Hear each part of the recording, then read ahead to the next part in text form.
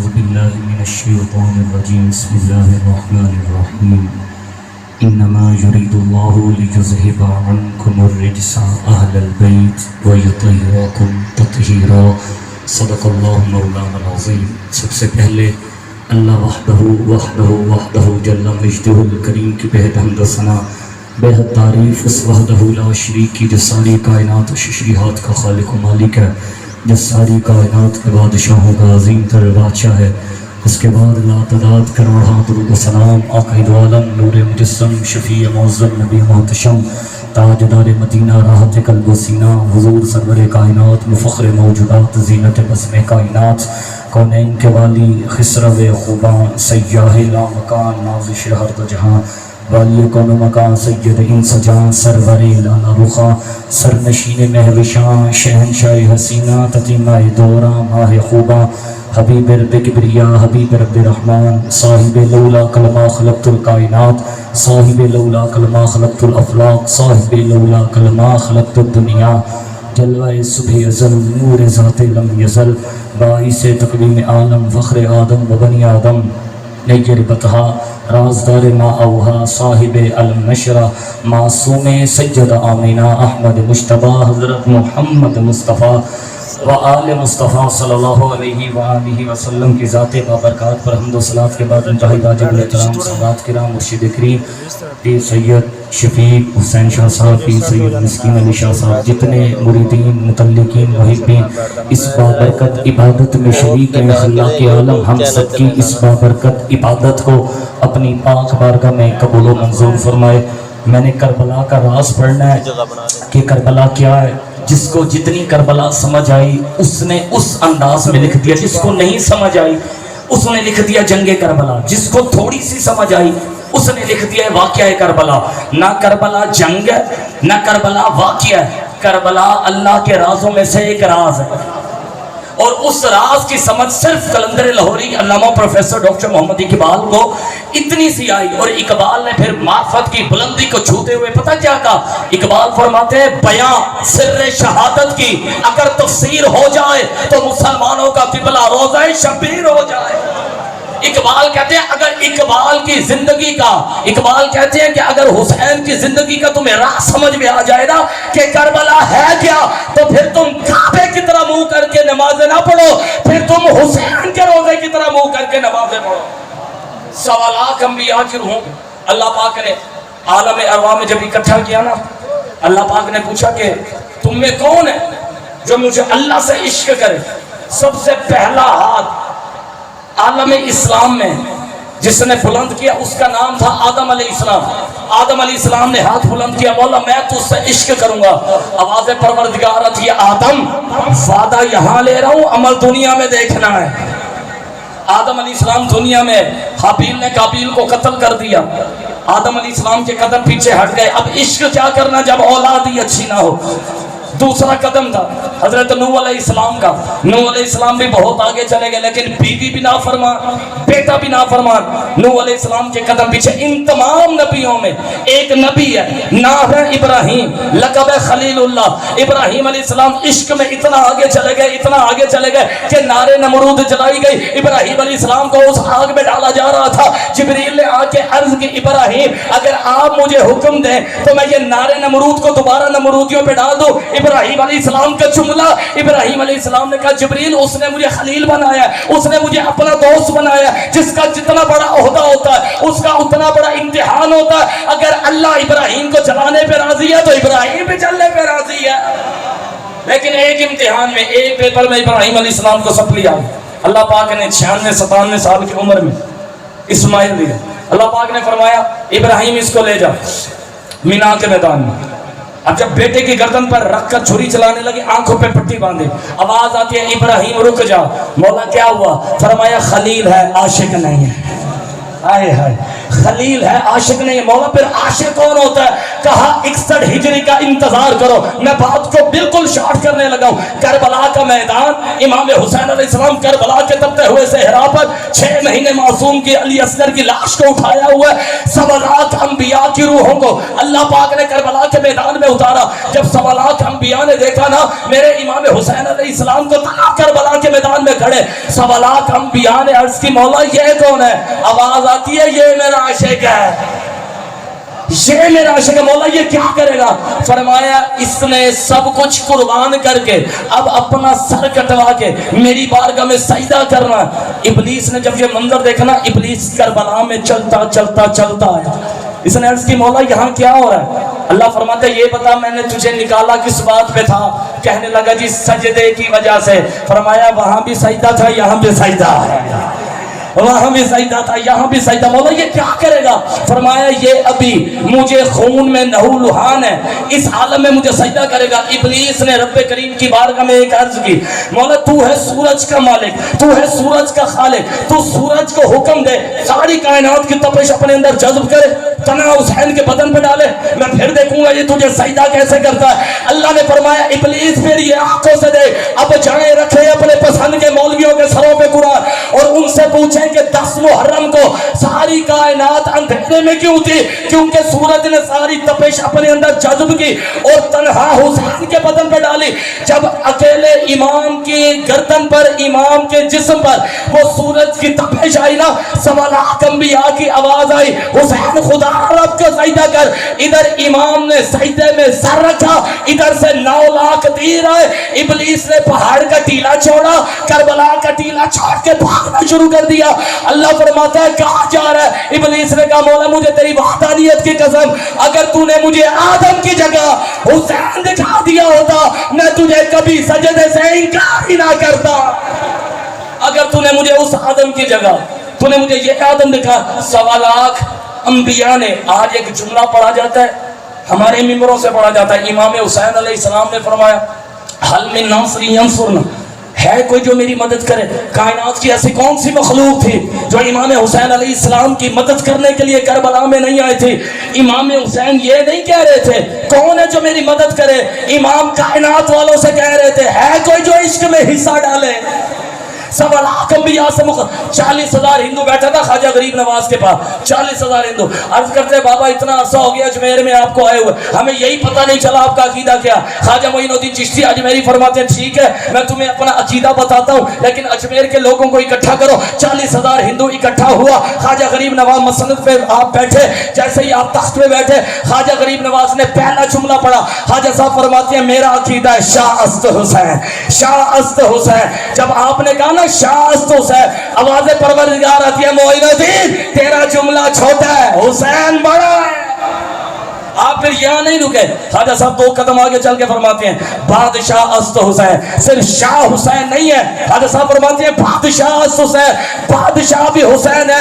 یہ جو ساری کائنات ہے, کائنات کی جتنی مخلوق ہے یہ میرے حسین کی رعایا ہے اور حسین بادشاہ ہے. یہاں نہیں رکے, ایک قدم اور آگے چل کے فرماتے ہیں دین است حسین, حسین دین ہے. ہم تو سمجھتے تھے نماز دین ہے, روزہ دین ہے, حج دین ہے, زکات دین ہے. خواجہ صاحب فرماتے ہیں حسین بھی دین ہے. پھر یہاں بھی نہیں رکے, فرمایا دین پناہ است حسین, حسین دین کو پناہ دینے والے ہیں. آج بڑے سے بڑے مولوی پہ اوکھا وقت آ جائے, کوئی مشکل آ جائے, دین سے مدد مانگتا ہے. پر خدا کی قسم جب دین پہ اوکھا وقت آیا, جب قرآن پہ اوکھا وقت آیا, دین نے اپنا رخ حسین کی طرف کر کے کہا حسین مجھے اب تیری ضرورت ہے. خواجہ صاحب فرماتے ہیں سرداد نداب دست در دست یزید, فارسی کا جملہ میں اس کو اردو میں کنورٹ کر دیتا ہوں. اگر آج یہ اذان ہے تو میرے حسین کا صدقہ, نماز ہے تو حسین کا صدقہ, وہ مسجدوں میں رونق ہے تو میرے حسین کا صدقہ, ماں بہن بیٹی میں پہچان ہے تو حسین کا صدقہ. میرا سوال ہے دور حاضر کے اور تمام فرقوں کے بڑے بڑے بڑے साथियों से तुमसे एक बाबरी मस्जिद ना बच सकी, मेरा हुसैन सारी शरीयत बचा गया, मेरा हुसैन सारी शरीयत बचा गया। हुसैन अगर ना शहीद होता तो आज घर घर यजीद होता, खुदा के घर में अजान होती, नबी की सुन्नत अदा न होती, इस्लाम का और ही रंग होता, बशर के चेहरे पे जंग होता, अफसाने गम के सुनाता फिरता, बाहर जुल्मत उठाता फिरता, इमदाद न करते अगर हुसैन तो इस्लाम ठोकरे खाता फिरता। इमाम हुसैन ने दीन को बना दी। मैं आखिरी जुमला पढ़ने लगा मसाइब का। जो बंदा अपने दिल के अंदर पत्थर नहीं गोश्त का लोचड़ा रखता है, अगर वो इस जुमले पे उसकी आंख नम नहीं हुई ना तो फिर जाके अपने घर में अपने मुकद्दर पे रहो। दाता साहब रहमतुल्लाह ताला अलैहि की बारगाह में, अली हजवेरी की बारगाह में एक बंदा आया, उसने अर्ज की हुजूर मुझे कुछ नसीहत करें। दाता साहब ने फरमाया तू रोया कर, आंखों का हुस्ल किया कर। उसने कहा हुजूर अगर रोना ना आए, दाता साहब फरमाते फिर रोने जैसी शक्ल बना लिया कर। उसने कहा अगर वो भी ना कर सके, दाता साहब फरमाते फिर अपने मुकद्दर में रोया कर। इतने पत्थर दिल हो चुके तुम्हारी आंखों से आंसू नहीं निकलते। बनु उमैया और बनु अब्बास, ये मैं जो जुमले पढ़ने लगा हूँ इतना बड़ा कलेजा चाहिए ये बात रिकॉर्ड पे बयान करने के लिए। बनु उमैया और बनु अब्बास, ये जो दोनों खानदान शुरू से इनकी आले रसूल के साथ दुश्मनी आ रही। मतवक्कल बादशाह गुजरा है अब्बासी खानदान का, इसी पे मैं मिंबर छोड़ने लगा। ये दिल की तख्ते पे नोट कीजिएगा, मेरा जुमला ज़ाया ना कीजिएगा। मतवक्कल बादशाह गुजरा है बनु अब्बास का। जब ये तख्त पे बैठा ना, इसने अपने वजीरों को बुलाया। उसने कहा मैं हुसैन के रोजे की ज़ियारत रोक दूंगा, आज के बाद हुसैन की सवारी के लिए कोई नहीं आएगा। वजीर समझदार थे, उन्होंने कहा हुसैन के रोजे पे दरियाए फुरात का पानी तक छोड़ा गया, कब्र हुसैन पे हल तक चलाए गए, हुसैन की ज़ियारत नहीं रुकी, ये काम न करना। उसने कहा मैं इतना टैक्स लगा दूंगा, आज के बाद हुसैन के रोजे पे जाने के लिए कोई तैयार नहीं होगा। उसने ऐलान कर दिया जो भी हुसैन के रोजे पे जाएगा उसको इतना टैक्स देना पड़ेगा। जब उसने ये मनादी करवा दी ना, ऐलान करवा दिया, अगले दिन अपनी मौत आप मर गया, जैसे अपने तख्त पे आके बैठा ना, उस शहर की सबसे बुढ़िया और गरीब औरत वो अपने हाथ में छोटी सी गठरी उतार दी, मतवक्कल के सामने आई। मतवक्कल ने कहा क्या करने आई है? बुढ़िया का जुमला सुनिएगा। बुढ़िया कहती है मैंने सुना है तूने सवारी सस्ती कर दी है। हाय हाय, मैंने सुना तूने। उसने कहा तुझे पता नहीं मैंने इतना टैक्स लगा दिया, तेरे पास इतने पैसे कहां से है? बुढ़िया कहने लगी जिसने बुलाया है उसी ने अदा किया है। उसने कहा अभी तुझे, अब वो वजीरों का मुंह देखने लगा। वजीर कहने लगे बादशाह सलामत को कहा था ये काम न करना। उसने फजर के बाद एक और मनादी करवा दी, जो भी हुसैन के रोजे पे जाएगा ना उसे अपना दायां बाजू कलम करवाना पड़ेगा। पूरे शहर में मनादी कर दी गई। अगले दिन वो मतवक्कल अपनी मौत आप मर गया। जैसे ही तख्त पे आके बैठा ना, वही शहर की सबसे गरीब और अपना हाथ सर पे रख के दरबार में चलती आ रही है। मतवक्कल ने कहा, जैसे ही मतवक्कल की नजर पड़ी ना, बुढ़िया मतवक्कल को देख के कहती है मतवक्कल मैंने सुना है तूने सवारी मुफ्त कर दी है। आय हाय हाय, मैंने सुना है तूने सवारी मुफ्त का। उसने कहा तुझे पता नहीं, मैंने ऐलान करवाया जो हुसैन के रोजे पे जाएगा उसे दायां बाजू देना पड़ेगा। बुढ़िया कहने लगी लेके आई हूँ। कहा फिर इसे ऊपर क्यों रखा? कहा हमारे अकीदे में जो हुसैन की चीज हो जाती है उसे फिर हम ऊंचा रखा करते हैं। जल्लाद को कहते जल्दी करो इसका बाजू काटो। इतनी मुतकब्बिर है ये बुढ़िया। बाजू कट गया, दिल के कानों से सुनना, बाजू कट गया, चेहरे पे तबस्सुम की किलकिलाहट है। मतवक्कल से कहती है मतवक्कल अब मैं जाऊं करबला, अब मैं जाऊं करबला। जल्लाद को कहता है जल्दी कर दूसरा बाजू इसका का। दूसरा बाजू कट गया, बुढ़िया के चेहरे पे मुस्कुराहट। बुढ़िया कहती है मतवक्कल खुदा के लिए अब तो जाऊं करबला। जल्लाद को कहता है जल्दी कर इसकी टांग काट। टांग कट गई, एक टांग पे घड़ी। बुढ़िया कहती है मतवक्कल अब मैं करबला जाऊं। उसने कहा इसकी दूसरी टांग काटो, उठाकर तलवार से बाहर फेंको।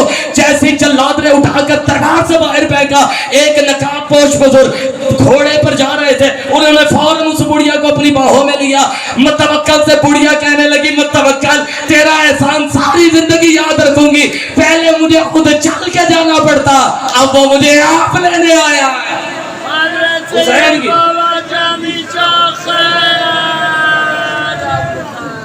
मेरा वक्त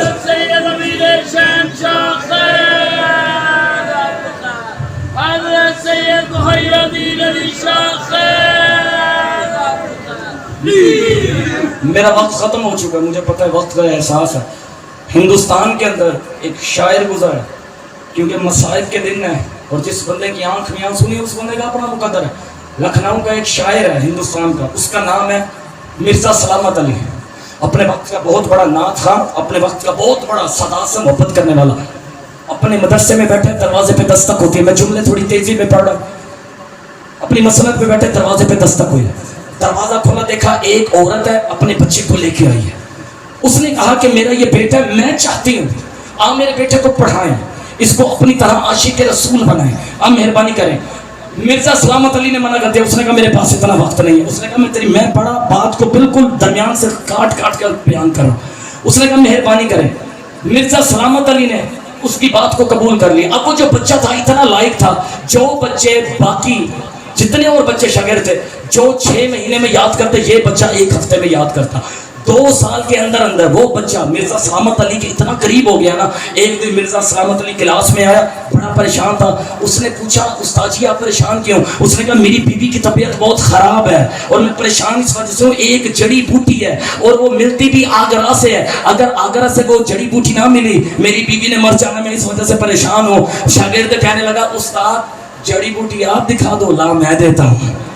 اس نے کہا 1 مہینہ جانے کا لگتا ہے، 1 مہینے آنے کا لگتا ہے، تیری امی اگر آ گئی اس دوران تیری ماں کو جواب کیا دوں گا؟ اس نے کہا بس آپ حکیم کے پاس جائیں، مجھے لا کر وہ نمونے کے طور پہ جڑی بوٹی دکھائیں.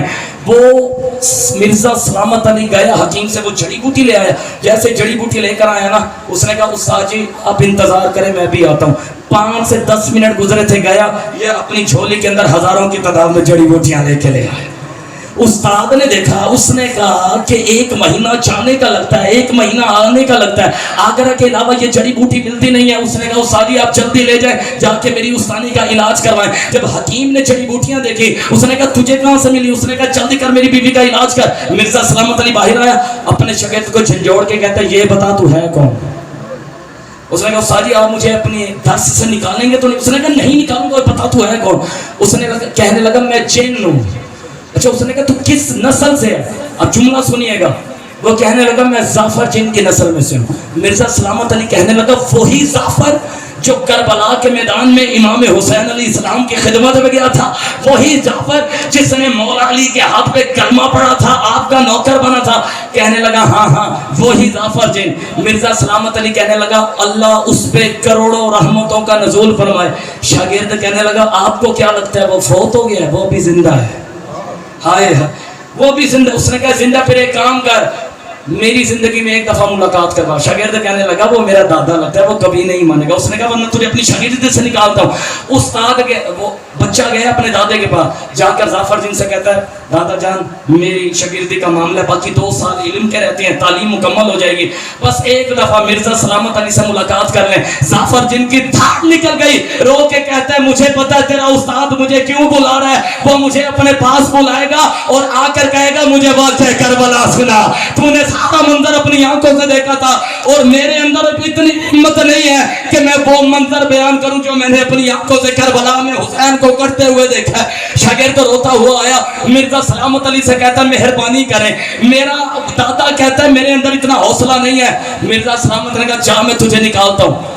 شاگرد روتا ہوا گیا، دادے سے کہتا ہے میری زندگی کا سوال ہے. زعفر جن نے جمعرات کا ٹائم دیا، جمعرات کو رات کے 2 بجے میں مرزا سلامت علی کے مدرسے میں آؤں گا. رات کے 2 بجے اب مرزا سلامت علی تیار ہوا، غسل کیا، خوشبو لگائی، مدرسے کے بچوں کو نکال دیا. جیسے ہی زعفر جن اندر آیا اس نے کہا انت زعفر؟ اس نے کہا انت مرزا؟ اس نے کہا ہاں. اب مرزا سلامت علی 1 قدم آگے بڑھ کے زعفر سے کہتا ہے زعفر اگر اجازت دے تو ان آنکھوں کا 1 دفعہ بوسہ لے لوں جس نے حسین کا دیدار کیا. اگر تم مجھے اجازت دے 1 دفعہ ان آنکھوں کو چوم لو. زعفر جن نے کہا میں تجھے اجازت دیتا ہوں. اب اس نے کہا بس مجھے 1 دفعہ یہ بتا کربلا میں ہوا کیا تھا؟ زعفر جن کہتا ہے مرزا تجھے منع کیا تھا، میرے اندر اتنا حوصلہ نہیں ہے. زعفر جن کہتا ہے میرے بیٹے کی شادی تھی، میں اپنے میرا جملہ ختم ہو گیا، میری تقریر ختم ہو گئی ہے.